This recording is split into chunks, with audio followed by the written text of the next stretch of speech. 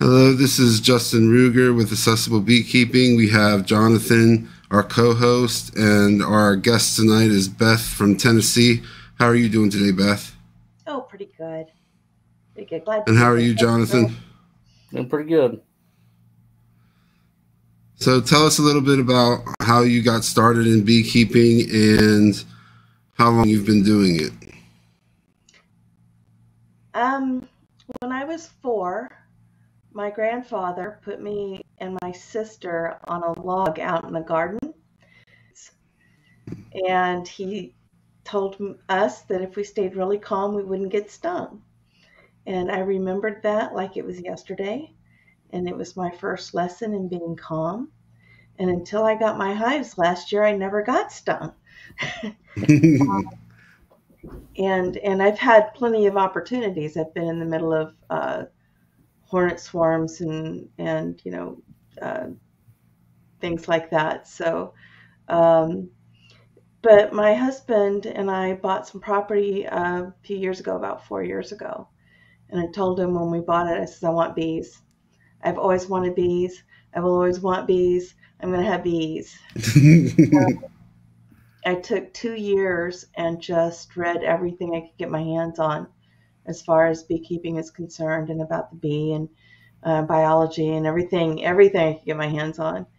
And that was mainly to decide whether that was something that I really wanted to do or really could do physically. And I decided that I was going to keep my mantra of where there's a will, there's a way, and figure it out as I went along. And took a nosedive and jumped in. And I was originally planning on doing the AZ hives and ended up in the Langstrom hives. And that was a nice learning experience, but I'm really glad I did it because I learned how to work them even with my disability. So, So you said you had to see if you could physically do it. What are your limitations, if you don't mind us asking? it's very difficult for me to stand more than 10, 15 minutes in one place. It's also very difficult for me to walk repetitively for very long. Um, and beekeeping, you need to do both. You need to be able to stand and work your hive. You need to be able to walk back and forth. Um, I also have weight limitations where I can't lift a lot of weight. Um, and I have a very, very harsh chronic pain that happens if I do. My spine tends to swell, my spinal cords, my spinal column swells, which causes a great deal of pain, both nerve pain and muscle pain. And so I have to be careful as far as endurance is concerned. If there's something in the hive that happens that I have to take care of that entails weightlifting and many hours of dealing with it, I won't be able to walk for the rest of the day, and maybe not the day after, and maybe not the day after. So it's I really have to weigh what I can do and how long I can do versus how important it is, how urgent it is, and what I'm willing to pay for as the outcome. And that's a constant. That I always have to think about those things.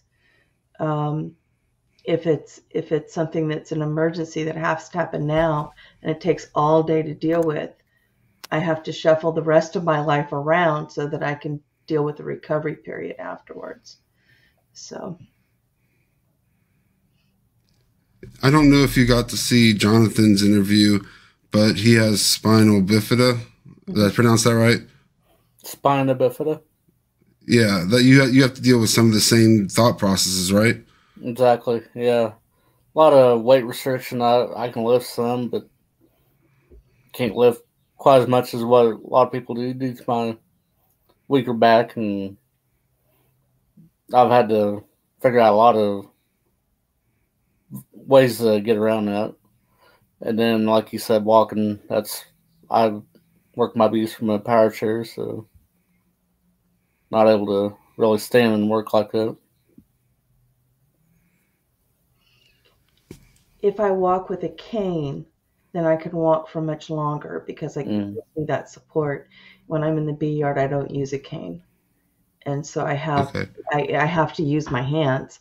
And when you use a cane, you can't use both of your hands. Mm. So I do have a chair that's out there that I can sit on if it gets really bad for a few minutes to try to recover a little bit. But for the most part, I work the legs in a very different way than I think most people do, but I'm able to do so.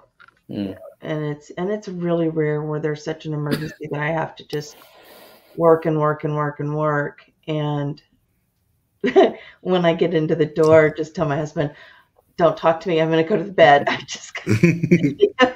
just gotta go." Or drop there on the floor, one of the two. So You said that you work the Langstroth hives differently than most people. Would you like to give us more information on that? with weightlifting, instead of if I don't have to lift a box, I don't. And the only time I really have to lift a box is if there's something really going on and the bees, I've already been working for a very, very long time, and the bees are really, really stressed, and I can't stand it much longer. So I'll lift a box at the end of that just to get done. But what I normally do is I'll take 2 boxes that are empty with me out to the bee yard. And instead of lifting a box, I literally take one frame at a time and transfer them over a little bit at a time. Mm-hmm. And when I need a break, I take a towel and I put it over the box that I'm working on, and I put it over the box that I'm transferring from. To keep the bees calm, I go and sit down for a few minutes. And then when I'm ready to take the bees off, I'll go back to work on it. And I've given myself permission while working the legs, especially, that if I need breaks, I take breaks. Even if everything's all over everywhere, all over the bee yard, and bees are flying all over the place, I take breaks. I don't make myself do something when I'm getting to the point where I end up collapsing in the bee yard and can't help anybody or anything or myself. So, so I'm very careful with that. But I think the biggest one is transferring the the frames one at a time. And I've gotten to the point when I first started, just doing one box took a very long time to do because I was looking and trying to figure out things and trying to figure out what on earth I was looking at. And now I look at it, I flip it, I put it over. I look at it, I flip it, put it over. It's much, much faster than what it was when I first started. It's a lot of the similar way that I work mine too. Yeah. I mean, to cut you off there, but I take a couple boxes and put it on a wagon too beside me and transfer frames. Yeah. Yeah, it's very helpful. It's slower. Mm-hmm. It's slower, but I think the bees stay calmer because they're Absolutely. together longer. They're not out on the ground, Mm-hmm. Leaning up against something. They're in a box. Mm-hmm. So I think they stay calmer um, and I found that if I do that also, if I miss the queen, I don't risk losing her because the frames are not propped up against something. They're in a box. Okay. So, there's a lot of benefits to it. Another thing that I do is when there's something that's heavy, I walk it. I don't lift it. I let it stay on the ground and I'll move it one side, one side, one side, one side, and I'll walk it over. I was able to get my laying hives onto their stands that way by walking them over. I use fulcrum all the time. I mean, but I've been doing that way before the bees. That's just something that I do as a management for myself so that I can get things accomplished without having to always ask for help for something. If I can manage it, that's better for my self-esteem, and it keeps people from getting irritated at me all the time. So You said that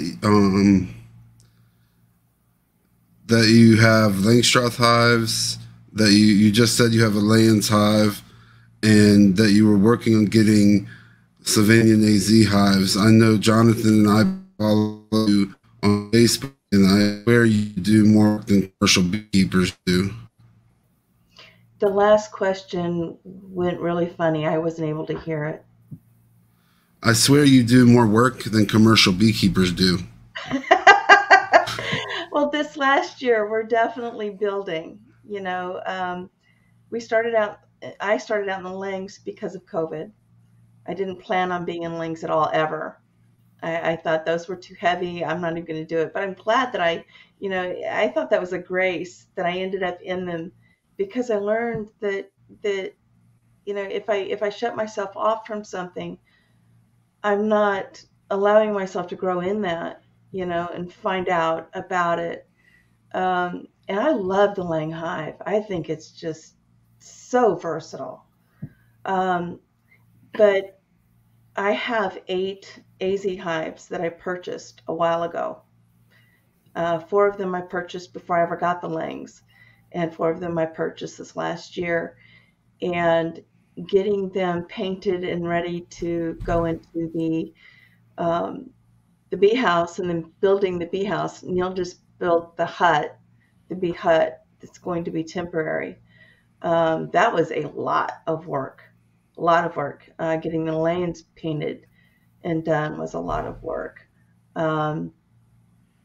Once everything is built and done, then it'll just be beekeeping. And that's a lot of work too, but I think you can organize that in a way that's consistent, and then expect the flukes that bees do because they don't read. But I think every time I open a hive, I get a surprise. So, but I think a way of managing that, in a consistent way. So you have 8 Sylvanian AZ hives already in their bee hut? No, just 4 in the bee hut now. 4 in the bee hut now. I have 4 hives in the bee hut now with 2 nukes. And okay. I have the 2 lay-ins that I just put out this last weekend. We put out the AZ hives and we put out the lay-ins hives. And are you still waiting on bees for those? Yes, they should be here either next week or the week after. So those are about to go. And I'm only starting. I always I learned this early on, very early when I got the first nukes that I bought, that I have a hive that's empty with every hive that I have with bees in it, so that I can grow them over. I bought the last 2 nukes. I had 2 laying hives out with 2 nukes, and within 3 weeks I was needing to split. So I mean, they just blew the doors off. And I didn't have a hive. I ended up taking time off work, going into town and buying a box so that I can put them somewhere. So that, no, we're not going to do that again. I'll buy a hive and get a hive, and we'll just do that way. And when I get to the point where I've got all the hives I want, I'll have all the hives I want, and I'll start giving things away. So, but I'm going to be opening 2 AZ hives with 2 packages and 1 lay-ins hive with a package. And then I'm buying a nuke for a Langstroth hive. So, and one of my legs is going to split. It's going to have to split. So. You said that lifting is hard for you, and when we watch your Facebook page, you do a lot of work with wax. And how did you handle your wax breakdown inside the honey house that you have with your disabilities? Well, at first I got too big for my britches and got a pot that was way, way too big. And I lifted it once and I emptied it and I put it down and I haven't touched it since. So I decided that I was going to reevaluate things and went out and bought smaller pots, that was in the, I think they were like 10 quarts maybe, 10 quarts, and then I have a 16 quart that stays on the floor to pour it into. And this was a technique that I was trying out for large batches of wax, to be able to process it quickly. I could handle those sizes. 10 quarts my limit, though. I can't get any higher than that. The 20, and 25 quart stock pots, no, those didn't work out. I think I broke myself that day. I was hurting. I was hurting really bad after that. And it only takes one lift. I don't have to sit there and repeat it. It only takes one time. So, but everything's a learning experience, and the trick with any disability, or really anything, because we all have our shortcomings. We all have our limits. Nobody has. We're not all, no. I haven't met Superman yet, except for in the comic books. But it's always a matter of stepping back, evaluating it, and looking at it and seeing what can be done and how it can be done and what needs to be changed and what will work and what won't work, and and never giving up, not throwing in the towel and saying, no, this can't be done. Well, it can be done. You just got to find out how it can be done. It may be done differently. So, is there anything that you did this winter that you have to reevaluate other than like the size of the pots? Is there anything with working with the beehives? I'm going to be starting with the AZ hives this year, and that's going to be reevaluating. You stand in front of the AZ hives, and standing is a real issue with me. I have a stool that I can take out there that I can sit on and work with it.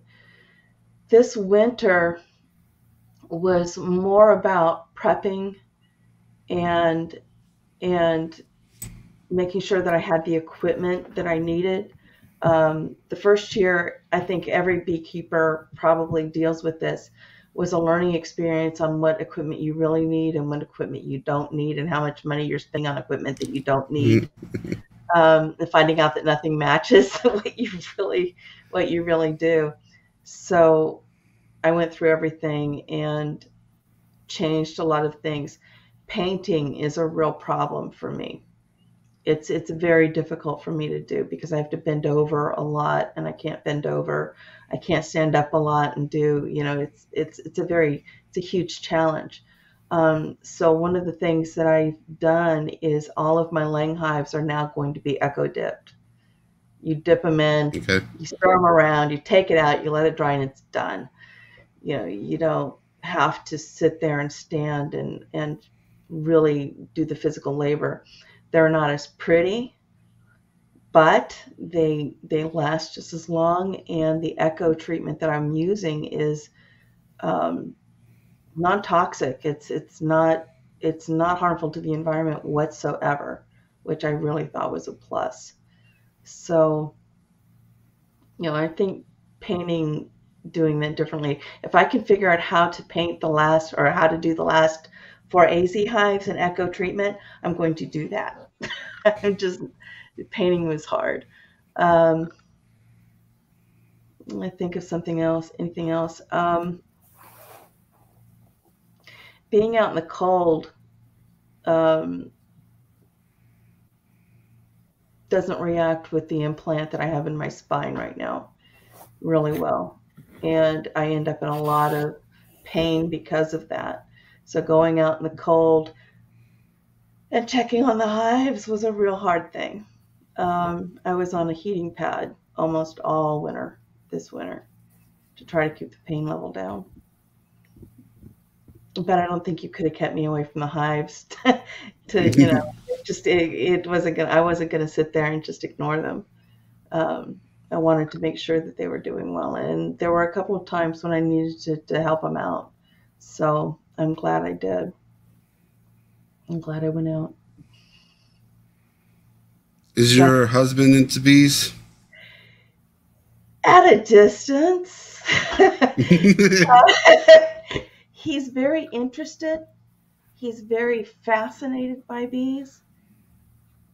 Um, he's feeling a little bit more comfortable being in the bee yard, but it's a rare thing, and he's always, suited up really well.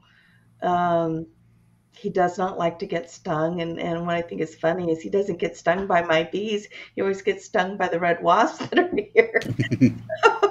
you know, um, but he's very, very supportive.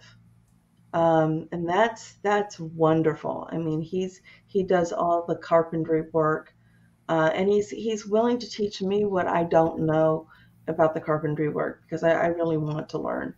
Um, but he made the bee hut. He's about to make the bee house for next year. Um, he does anything that I need him to do in in carpentry, and it's been a sacrifice for himself because he's a glass blower, and he spent all this time that building the bee house or the bee hut and taking care of these things when he could have been putting together his glass studio and getting that started.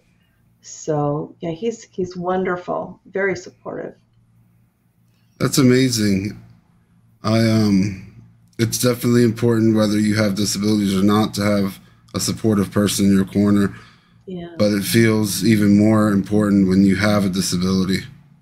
yeah, it is. I try to do as much physically as I can do for myself. I don't like the feeling of being a burden on someone.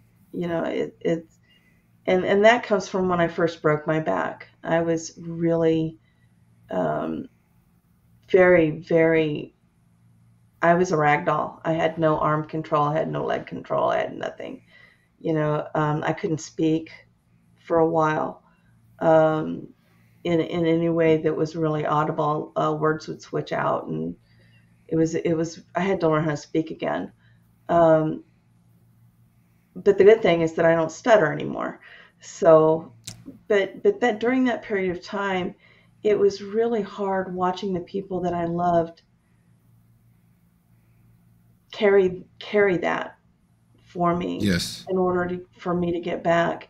And so I just, started working on getting myself back together again. My spinal cord was not torn in any way. It was traumatized severely. My brain had an injury that was pretty significant. The bones that were broken were pressing on the spinal cord, but they weren't cutting into it.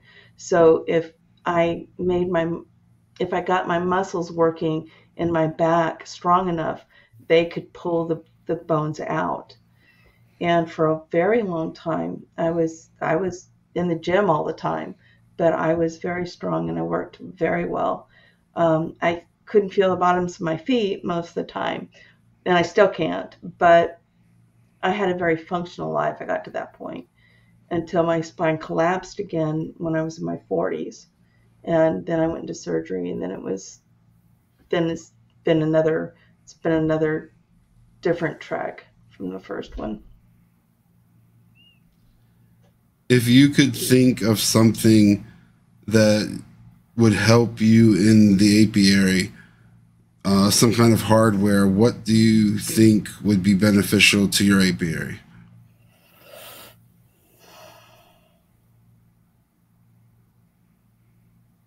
I think literally bars, like ballet bars where they do their exercises. Like Bars, ballerinas? yeah, bars around my hives and in such a way that if I can't use my cane but I need to lean on something, I can lean on something. I and still do some work, or I can lean back against something. Have them close enough to where I can lean back against it and still use my both my hands. That would be very helpful. I'm not really sure how I would do that, but I've wished for that several times. Um, Another thing would be probably Neil and I bought a hive lifter which I was able to actually do with him. That's something that would probably, if I'm by myself, help me to lift the hives. Because sometimes you have to move them, or Hmm. sometimes you just have to do it. And I'm still trying to figure out how to do that if I'm by myself. So Is your hive lifter manual or electric? it's manual. Yeah, Okay, so that has to be hard for you. yeah. Well, the one that we have, it's two people, and it really was not bad. It was it takes the pressure off of your hands. You're not lifting it with your hands, and it causes the weight to be evenly distributed on your upper body, so it doesn't go down to my lower body. So really, I was able to do it and do it quite comfortably. I was really surprised. I was very surprised. Neil had one side and I had the other. Now the hives were not loaded with honey either. They were early spring hives that we needed to move. Um, but still, it was a very helpful tool. Um, I think the biggest help that I would actually use is I've got to figure out some way to do the wax and then eventually process the honey. And I'm thinking that's my this year is the first year that I'm going to be processing honey. Um, that's going to be a challenge. Uh, Major learning experience. it's going to be a major learning experience because honey is heavy. So, especially a lot of honey all at once. And I already know I have enough freezers. That was the first thing on the list when we purchased the Langs and started building up the process. So I'm going to be processing as many frames as I can at a time, a little at a time. And I think that's the biggest thing with all of this is when I have a day planner that I started working in again. I haven't worked in a day planner in years. I used to do everything by my phone, and it found that with beekeeping it doesn't work. I need to write things down.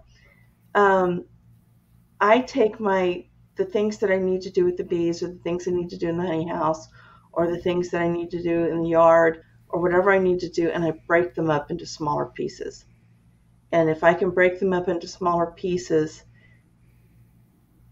then I can manage it very much, much better. Um, it gives me time to rest in between. It gives me time to do the things that I'm able to do without just killing myself doing it. They got just to give you an example, they got their summer equipment, their bottom board and their hive, their summer tops and everything, over a course of 2 months. You know? But they're all summarized now. So, but I took a little bit at a time. It just did a little bit at a time. That's smart to do it step by step. And my mom actually just got me a day planner so that I could do the same thing with everything that's going on in the bees as well. Yeah, I think I'm going to make that day planner a project in itself. I'd like to see a beekeeper's day planner. Oh, that would be great. You can make a book out of it. So, and if anybody has time to do it, they're welcome to do it too. If that's an idea, so, whoever Yeah. gets first, I just want one. I just want one really bad. So, So, other than getting your bees, what is your next step? my next step is cleaning the honey house. I've got the pots done from the wax. But actually, the next step is getting the bees started. But then we want to convert the honey house into it originally was a guest house, and then it became a honey house. And now I want it to be a honey house that accepts guests. And so that's going to be my next project, is getting that house to where my children can come and visit. And my grandchildren can come and visit, and anybody else that would like to come and visit and see the hives can do so, and do so comfortably. I'd love to, I don't know if I can manage it, but I'd love to get a observation hive in the honey house and the guest house children to come and see. I would love for that too. Yeah, be able to watch that. But I have to find out how, I have to figure out how to manage an observation hive before I'm willing to actually get it. So I'm researching that now, trying to figure that out. There's a book called The Observation Handbook by Frank Linton.